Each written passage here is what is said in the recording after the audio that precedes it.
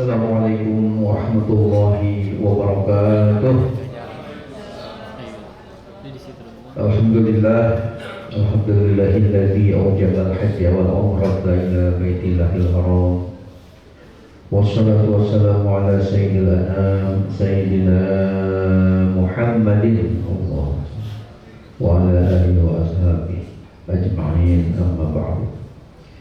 Yang sama-sama terhormati pimpinan sekaligus ya pengurus daripada NL Group, Ibu Haja Mawati SE beserta seluruh staf-stafnya yang saya muliakan, juga tentunya para pemimpin kita, khususnya Tuan Guru kita, Tuan Guru Fawaz Mustafa Umar yang telah memberikan pencerahan kepada kita sekitar masalah ibadah umrah tadi.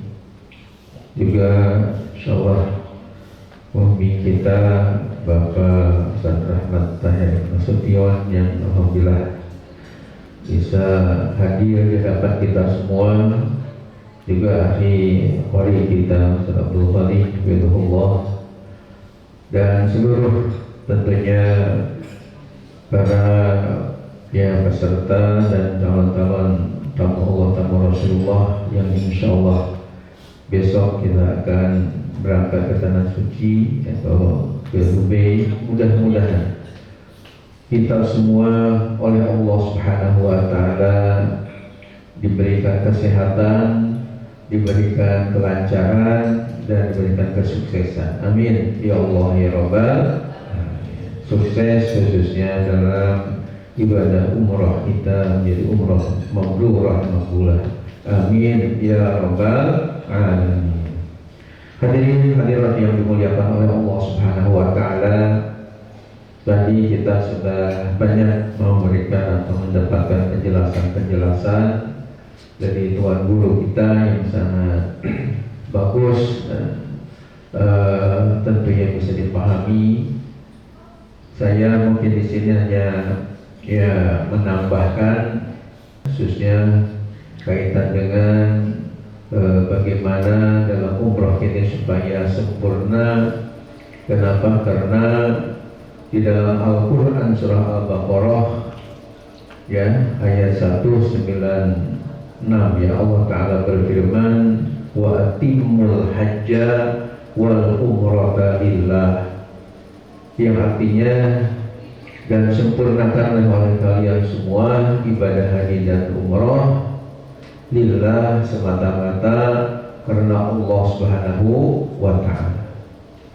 Dari ayat ini kita bisa memahami dengan baik bahwa dalam ibadah haji, demikian juga dalam ibadah umrah yang kita akan laksanakan nanti, Allah Subhanahu wa ta'ala menghendaki kepada kita supaya melaksanakan itu dengan itmam, dengan sempurna, dalam arti tidak asal-asalan, tidak asal jadi, tadi disinggung, tidak taklid buta, hanya ikut-ikutan, sehingga khawatir ibadah kita kalau misalnya ikut-ikutan tanpa ilmu, ibadah kita akan ditolak oleh Allah Subhanahu wa ta'ala, tidak diterima oleh Allah Subhanahu wa ta'ala.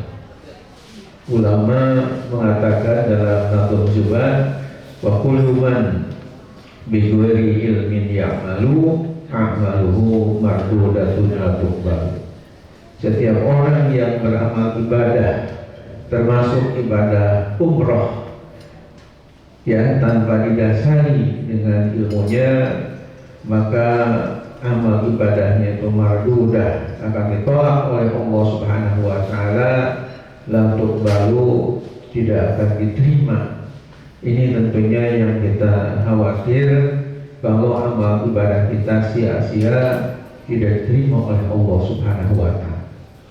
Dan untuk supaya amal ibadah kita diterima oleh Allah Subhanahu wa ta'ala, selain tadi sudah disinggung, kita wajib harus an-niyatul khalisah, punya niat yang ikhlas semata-mata karena Allah, bukan karena malu atau yang lainnya, tapi untuk semata-mata menghadap ridho Allah Subhanahu wa taala. Juga azadul halal, biaya yang digunakannya yang halal, ditambah lagi adalah al ilmu bil manasik. Al ilmu bil manasik artinya mengetahui, memahami manasik-manasik, khususnya kaitan dengan umroh.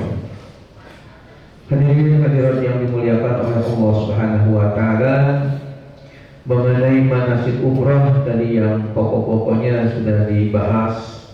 Yang pertama adalah niatul ihram, niat ihram di miqat ya. Kalau kita sudah di Madinah, nanti di Zulhulaifah atau Bil Ali, dan insyaallah akan dibimbing niat umrahnya supaya Bapak Ibu semua ya di atas kendaraan nanti, supaya jangan sampai ada yang lupa. Kenapa? Karena ini merupakan rukun di dalam ibadah umroh kita. Kemudian kita juga akan tawaf, kemudian akan sa'i, kemudian akan tahallul ya, dengan memotong rambut. Syukur-syukur kita bisa digundul, dibotak. Tadi sudah didoakan ya, yang hadisnya didoakan oleh Rasulullah sampai 3 kali diberikan rahmat oleh Allah ya. Kalau digunting juga sah, namun didoakan rahmatnya 1 kali. Kemudian Bapak Ibu yang rahmati Allah Subhanahu wa taala, kita disunahkan untuk minum ya air zam-zam ya, dengan tentunya jangan lupa berdoa kepada Allah Subhanahu wa taala. Di mana doanya sudah pada hafal semua? Belum? Coba diikuti. Bismillahirrahmanirrahim. Allahumma inni as'aluka ilman nafi'an wa rizqan wasi'an wa shifaan min kulli da'in wa saqamin bi rahmatika ya arhamar rahimin ya. Sambil kita tahu artinya, ya Allah, Allahumma ya Allah, inni as'aluka, sungguh aku mohon kepadamu ya Allah, ilman nafi'an, ilmu yang bermanfaat, wa rizqan wasi'an, dan mudah-mudahan diberikan rezeki yang luas, yang lapang. Kemudian wasyifaan min kulli da'in wa saqam, ini artinya dan menjadi syifa, menjadi obat daripada setiap penyakit yang ada dalam diri kita, baik itu penyakit yang nampak maupun yang tidak nampak ya, penyakit-penyakit yang lahir maupun penyakit yang batin.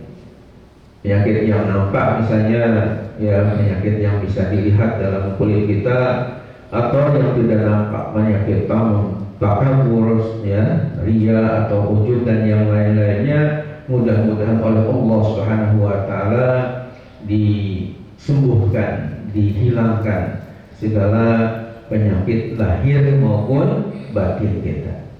Ini termasuk amal yang sunnah. Menurut saya kalau 3 doa yang ada di dalam minum air zam-zam tadi dikabul oleh Allah Subhanahu wa taala, ini sudah beruntung sekali ya. Kenapa? Karena kita insya Allah oleh Allah akan diberikan ilmu yang bermanfaat, di mana dengan ilmu yang bermanfaat ini insya Allah derajat kita akan diangkat oleh Allah Subhanahu wa taala, punya derajat yang tinggi dunia sampai akhirat. Ini berdasarkan firman Allah dalam Al-Quran surah Al-Mujadilah ayat 11. Allah berfirman, yarfa'illahu alladhina amanu minkum walladhina utul ilma darajat.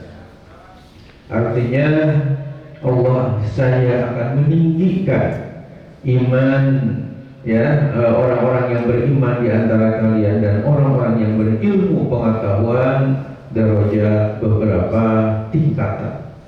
Jadi oleh Allah Subhanahu wa taala, dengan kita diberikan ilmu yang bermanfaat, insya Allah derajat kita akan diangkat oleh Allah. Yang kedua, dengan doa di dalam minum air zam-zam tadi yang biasanya kita lakukan setelah tawaf menuju sa'i, ya, setelah kita melakukan tadi sholat sunnah tawaf sebelum sa'i biasanya kita melakukan minum air zam-zam ini.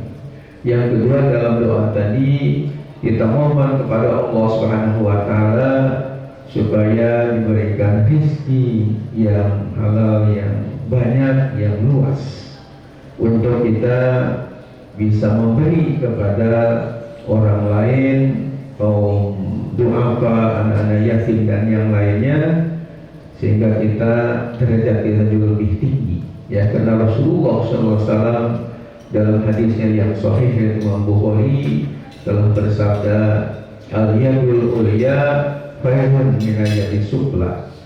Artinya tangan di atas lebih baik daripada tangan di bawah. Yang dimaksud dengan tangan di atas, sepakat ulama ahli hadis, artinya al-munfiqah, yakni yang berinfak, yang memberi. Sementara yang dimaksud dengan tangan yang di bawah adalah as-sa'ilah, yakni yang meminta, ya, atau yang menerima. Jadi mudah-mudahan dengan kita diberikan rezeki yang luas, yang lapang, kita bisa berbagi. Ini tentunya lebih baik, ya. Kemudian yang ketiganya tadi, ya Allah, mudah-mudahan kita juga diberikan kesembuhan dari berbagai penyakit, baik yang lahir maupun yang batin, sehingga mudah-mudahan yang tadinya sakit, ya, pulang dari umrah bisa menjadi sehat kembali. Amin ya Allah ya Rabbal Alamin.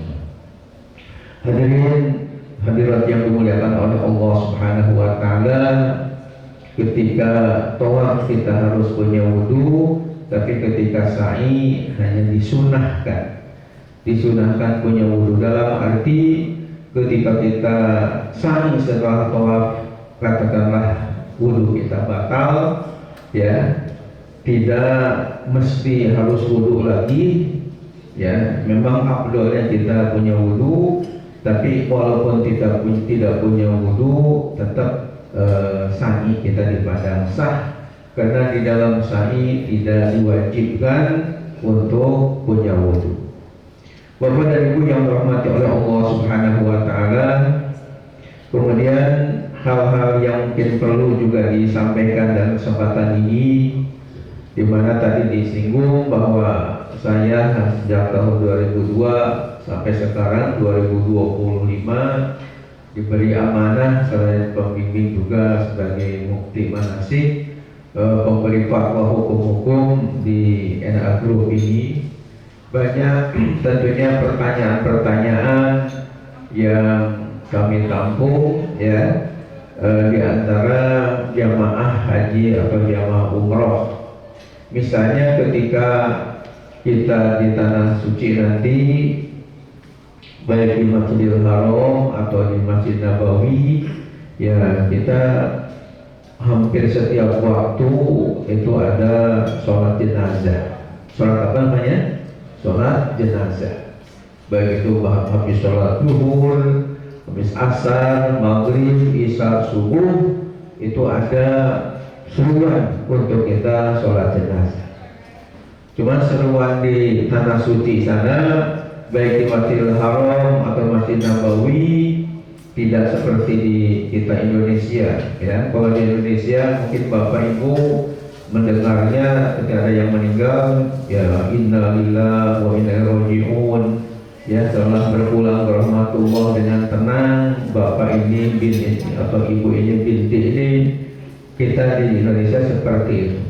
Tapi kalau ketika kita ada di Masjidil Haram, di Mekah atau Masjid Nabawi di Madinah, seruan untuk memberitahukan ada yang meninggal, ya, tidak seperti itu, ya. Tapi bunyinya yang saya dengar adalah misalnya, ya, as-salatu 'alal mayyit yarhamukumullah. Nah, ini menunjukkan melihat isyarat bahwa berarti ada yang meninggal dunia. Karena pengertiannya, ya mari kita menyolatkan mayat atau jenazah, semoga kalian dirahmati oleh Allah. Kalau misalnya pendengarannya adalah as-salatu ala tifli yarhamukumullah.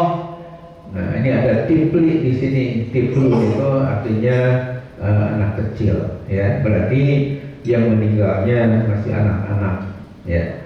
Ini seperti ini sering kita nanti dengar di baik di Masjidil Haram Mekah maupun di Masjid Nabawi di Madinah. Yang timbul pertanyaan ini biasanya kaitan dengan bagaimana ibu-ibu, ya. Apakah ibu-ibu melakukan sholat jenazah atau tidak?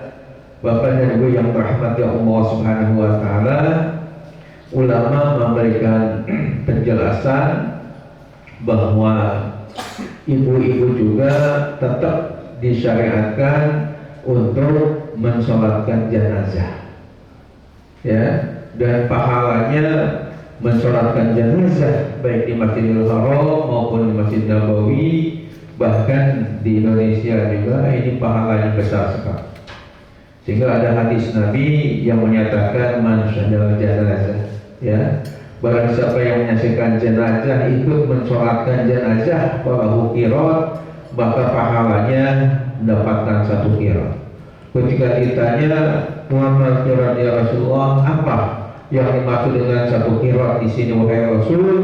Rasulullah SAW menjawab, mislu jabali Uhudin, seperti gunung Uhud, sebesar gunung Uhud. Gunung Uhud ini ada di Madinah yang sangat luas dan sangat besar sekali, ya. Jadi kalau berjirim pahala orang yang sholat jenazah itu 1 kali sholat jenazahnya seperti luasnya dan besarnya gunung Uhud yang ada di Madinah. Bisa dibayangkan kalau kita 5 kali waktu, ya, 5 kali mensolatkan jenazah, udah berapa nanti yang akan kita raih fadilah atau pahala dari Allah Subhanahu wa ta'ala. Nah, oleh karena itu, ya, sepengetahuan saya tidak ada hilafiah tentang disyariatkannya bagi ibu-ibu ikut mensolatkan jenazah di sana, ya, baik di tanah di Mekah maupun di Madinah. Nah, sholat jenazah ini Bapak Ibu yang rahmati Allah tentu beda dengan sholat biasa. Kalau saya boleh nanya, sholat jenazah berapa rakaat Bapak Ibu? 4 rakaat, ya. Jadi jawabannya nggak ada rakaatnya, ya, tapi yang ada takbir, ya. Jadi terus bagaimana Pak Kiai, Pak Ustaz, kaitan dengan niatnya? Kan kita nggak tahu yang meninggalnya itu siapa, ya. Bahkan mungkin Bapak Ibu yang kurang begitu paham bahasa Arabnya, nggak ketahuan laki perempuannya, istilah bahasa Arabnya nggak tahu itu muzakkar atau muannasnya, kemudian juga jumlahnya yang disolatkan oleh imam apakah 1 atau 2 atau 3 atau banyak, kita nggak tahu. Ini cara niatnya bagaimana supaya sah di dalam ibadah sholat jenazah nanti. Bapak Ibu yang dirahmati Allah, para ulama kita sudah memberikan penjelasan untuk memudahkan kepada kita termasuk yang masih awam, bahwa niat sholatnya bisa dilakukan dengan usolli, mensolat alaihi imam arba'at takbiratin ma'muman lillahi ta'ala. Sekali lagi kalau diucapkan, karena niat ini yang wajibnya di hati, ya, diucapkan hanya sunnah saja, tapi yang wajibnya dalam qalbu, dalam hati kita. Kalau diucapkan usolli man sholla alaihi imam arba'at takbiratin ma'muman lillahi ta'ala. Kalau diterjemahkan ke dalam bahasa Indonesia, Artinya usolli man sholla alaihil imam. Aku niat sholat sesuai dengan diniatkan oleh imam. Ya, kan kita bermakmum ya. Maka niatnya aku niat sholat jenazah sesuai dengan yang telah diniatkan oleh imam. 4 kali takbir makmum karena Allah Ta'ala. Allahu Akbar. Nah, dalam takbir yang pertama saya ingatkan bacaannya adalah surah Al-Fatihah. Surah apa? Al-Fatihah sampai tamatnya, ya. Dan tidak disunahkan membaca surah sampai hanya Fatihah saja. Kemudian setelah takbir yang kedua nanti imam kan takbir lagi yang kedua, Allahu Akbar. Kita ikut Allahu Akbar, angkat tangan kita. Nah, dalam takbir setelah takbir yang kedua itu kita membaca apa? Membaca sholawat kepada Nabi kita Muhammad Sallallahu Alaihi Wasallam. Minimal Allahumma sholli ala Sayyidina Muhammad wa ala ali Sayyidina Muhammad. Abdulnya sampai fil alamina innaka hamidum majid. Kemudian setelah itu takbir lagi imam yang ketiga, Allahu Akbar. Kita makmum ikut Allahu Akbar. Setelah takbir yang ketiga itu bacaannya adalah doa. Ya, minimal Allahumma ighfir lahu warhamhu wa'afihi wa'fu an. Dan seterusnya itu kita baca dengan khusyuk tentu. Mudah-mudahan mayat yang kita doakan tadi diampuni segala dosa-dosanya, diterima segala amal-amal ibadah. Amin ya Allah ya Rabbal alamin. Kemudian takbir lagi yang keempat, yang terakhir, Allahu Akbar. Kita ikut Allahu Akbar. Doa lagi, Allahumma la tahrina ajrahu wa la taqina ba'dahu waghfir lana wa lahu. Ini adalah doa yang keempat setelah ya takbir yang keempat tadi.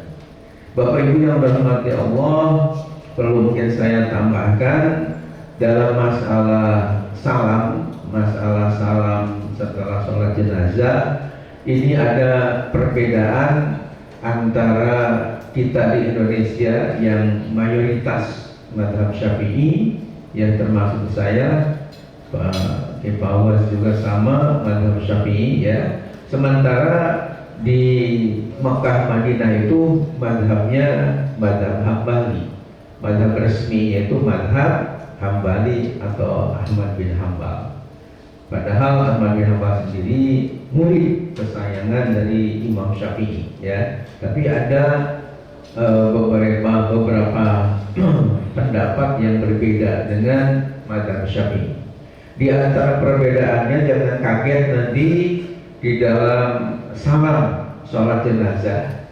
Kalau kita kan di Indonesia salamnya itu berapa kali Pak?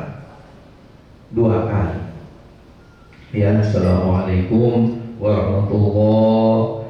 Bahkan Ibnu Hajar Al-Haytami dalam kitab Tuhfahnya menambahkan sunnah wa barakatuh.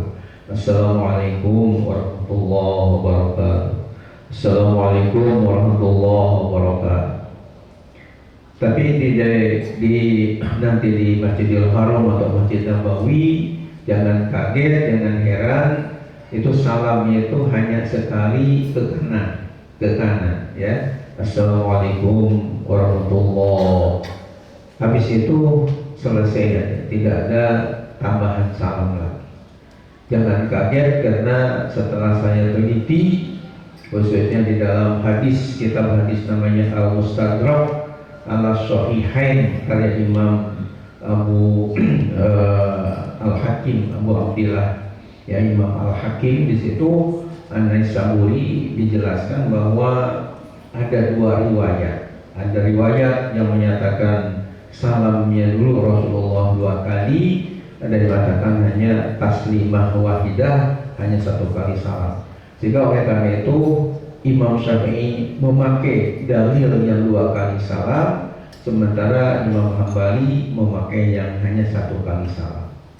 Ya, kita ikuti aja yang ada di sana. Kemudian juga perbedaannya nanti jangan kaget kalau kita ketika misalnya membaca surah Al-Fatihah, membaca basmalahnya ketika sholat jahriyah, yakni yang nyaring seperti maghrib, isya, subuh, itu kan basmalahnya nyaring. Bismillahirrahmanirrahim, Alhamdulillahirabbil alamin, dan seterusnya. Ketika sholat jahriyah basmalahnya ikut jahar juga nyari. Tapi kalau di Masjidil Haram, Masjid Nabawi sesuai dengan mazhab Hambali, baik itu sholatnya jahriyah maupun siriyah atau siriyah maupun jahriyah, gitu membaca basmalahnya sir atau pelan-pelan, ya. Jadi kita dengar hanya kayak harewas gitu ya. Bismillahirrahmanirrahim, Alhamdulillahirabbil alamin. Jadi yang nyaring pertama kali kedengaran alhamdulillah, sementara basmalahnya disirkan di pelan bacaan. Itu juga jangan kaget karena dalilnya kita temukan ada dua, antara yang jahar juga ada yang sir. Kemudian waktu sholat subuh, kalau kita di Indonesia madzhab Syafi'i ada qunut subuh, ya, Allahumma hdini fiman hadait atau Allahumma fiman hadait dan seterusnya. Kalau di sana tidak ada qunut subuh, ya, kita ikuti saja sesuai yang dilakukan di Masjidil Haram atau Masjid Nabawi. Bapak Ibu yang dirahmati Allah, kemudian yang perlu mungkin ditambahkan ketika hari Jumat, ya, mungkin kita nanti akan melakukan sholat Jumat, ya, di tanah suci sana. Itu timbul pertanyaan, apakah ibu-ibu ikut Jumatan atau sholat zuhur aja di hotel, atau ikut Jumatan di Masjid Nabawi atau Masjidil Haram. Bapak Ibu yang dirahmati Allah, ulama mengatakan bahwa walaupun bagi ibu itu tidak diwajibkan sholat Jumat, akan tetapi disyariatkan juga dibolehkan ikut sholat Jumat, ya. Dan saya anjurkan bahwa tetap ibu ikut dengan bapak-bapak sholat Jumat, dan itu tidak ada yang melarang karena dibolehkan, ya. Kenapa ikut sholat Jumat? Karena Bapak Ibu yang dirahmati Allah, ya, selain ada dalilnya, ada dasarnya juga. Ketika ibu sholat Jumat, ya, kalau misalnya di Masjid Nabawi, berarti itu pahalanya lebih baik daripada 1000 kali sholat di selain Masjid Nabawi. Tapi kalau di Masjidil Haram, pahalanya lebih baik daripada 100.000 kali sholat di selain Masjidil Haram. Ini berdasarkan hadis Nabi Muhammad SAW yang menyatakan sholatun fi masjidil hadza afdalu min alfi sholatin fi masiwah, wa sholatun fil illa Masjidil Haram, wa sholatun fil Masjidil Haram afdalu min mi'ati alfi sholatin fi masiwah. Jadi pahalanya luar biasa. Oleh karena itu kita ikut sholat Jumatan, dengerin khutbah, dan tidak harus dikodok, tidak harus diulangi lagi ketika kita datang ke hotel. Yang terakhir barangkali yang perlu disampaikan di sini supaya enggak keliru, ketika sholat subuh Jumat, ya, itu biasanya Bapak Ibu di sana walaupun tidak mesti dilakukan, tapi sering gitu ada namanya sujud tilawah. Apa namanya? Sujud tilawah. Sujud tilawah itu adalah sujud ketika imam membaca ayat sajadah, ya. Jadi ketika imam membaca ayat yang berkaitan dengan sujud tilawah, khususnya pada surah As-Sajdah ayat 15, pas ketika imam membaca innama yu'minu bi ayatina alladzina idza dzukiru biha kharru sujjadan wa sabbahu bihamdi rabbihim wa hum la yastakbirun. Itu imam nanti akan langsung sujud tanpa ruku. Ini kadang-kadang ada jamaah yang mungkin nggak ikut manasik, yang nggak pernah melakukan di Indonesianya karena ini sunnah, langsung dia artinya malah pelongo merasa orang lain pada lupa bagaimana nggak ruku dulu, akhirnya dia nggak, sholatnya jadi batal. Karena menurut Imam Nawawi dalam kitab At-Tibyan, ini sujud tilawah ini wajib diikuti oleh makmum. Jadi kalau nggak ikut, itu hukumnya batal dalam sholatnya, nggak sah bermakmumnya. Nah oleh karena itu kalau imam nanti membaca ayat sajadah tadi, setelah wahum la yastakbirun langsung sujud, Bapak Ibu ikut sujud dengan imam.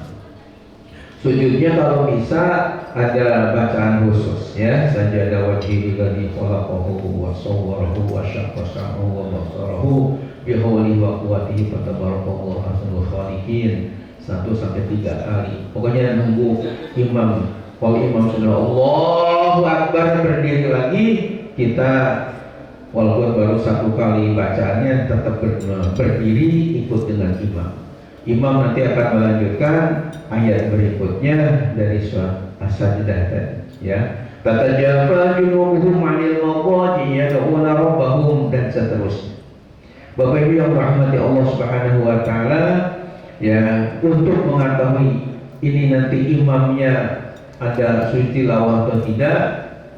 Jadi patokannya kalau imam setelah membaca Al-Fatihah di rakaat pertama membaca surat ya Alif Lam Mim Sajdah. Alif Lam Mim tanzilul kitabi la raiba fihi min rabbil alamin. Itu pasti ada ya sujud tilawah. Tapi kalau surah yang lain bukan surat itu yang dibaca, berarti tidak ada sujud tilawah. Itu Bapak Ibu yang rahmati Allah sebagai tambahan dari ahli fadil bagus Tuan Guru Fawaz tadi. Mudah-mudahan tentunya tambahan ini juga bermanfaat, dan nanti kalau ada hal-hal yang kurang paham dan sebagainya, karena insya Allah ya saya juga dengan keluarga ya 4 orang yang akan berangkat ikut menemani Bapak Ibu, bisa nanti bertanya kalau ada hal-hal yang kurang jelas, jangan sungkan-sungkan kepada kami para ustaz yang ikut mendampingi Bapak Ibu semua. Terima kasih. Assalamualaikum warahmatullahi wabarakatuh.